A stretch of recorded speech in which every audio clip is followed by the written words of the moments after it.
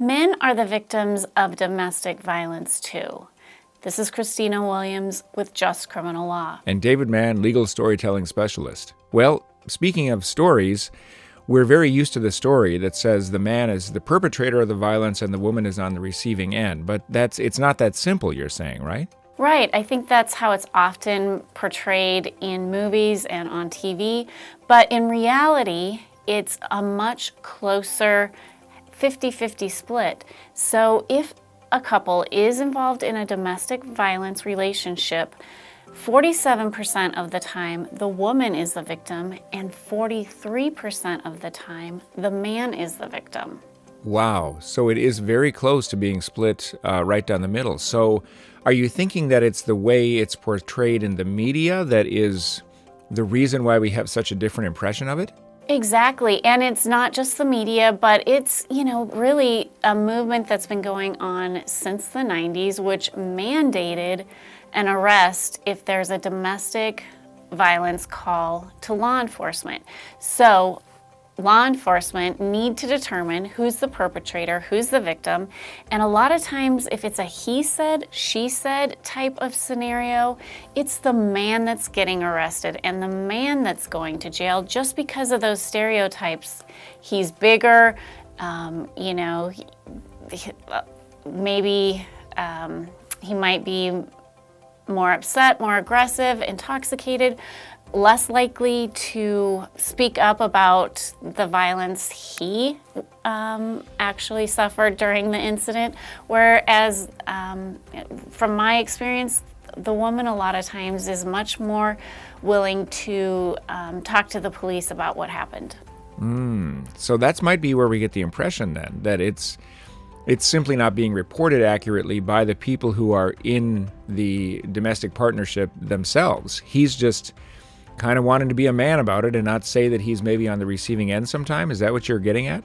Yes, that happens more often than you might think, where, he's been hit and maybe she's been shoved and, she's going to let the law enforcement officer know, that she was touched in a rude, angry manner, whereas he's going to, just feel like he doesn't want to complain about that. It's not masculine, it's not manly, like who cares if she hit you?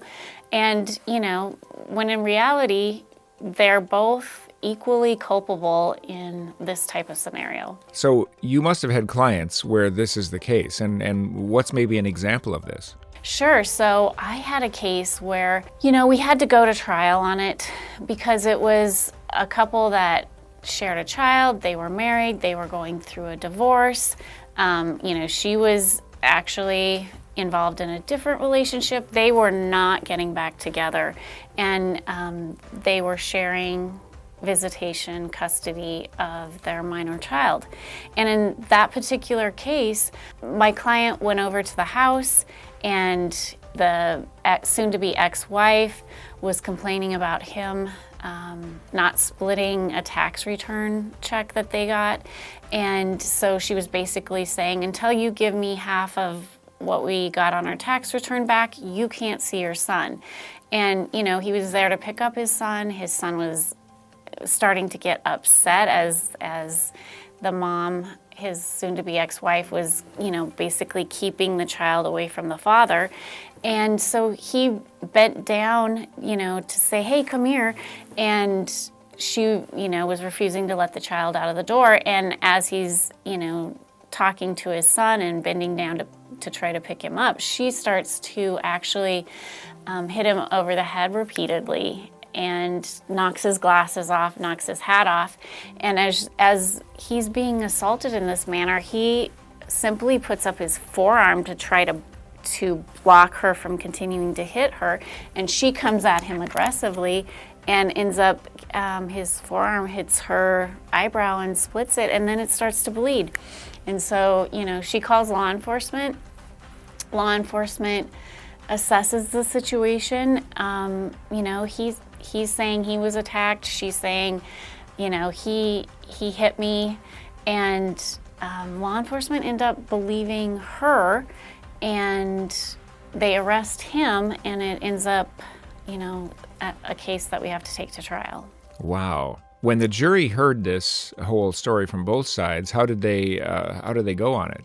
Well, they ended up finding my client not guilty, but we really had to get past the stereotypes, the preconceived notions that, the man is always the offender and the woman is always the victim. We really have to talk to our potential jurors, make sure we pick the right jury, and it's a involved process, but it can be done. Okay, well, if someone needs your insights and your ability to get through to a jury the true story, how do they get a hold of you? We'll include a link in the description where they can call, text, or chat with a member of my team anytime, day or night. Here at Just Criminal Law, we know you only get one shot at justice, so make yours count.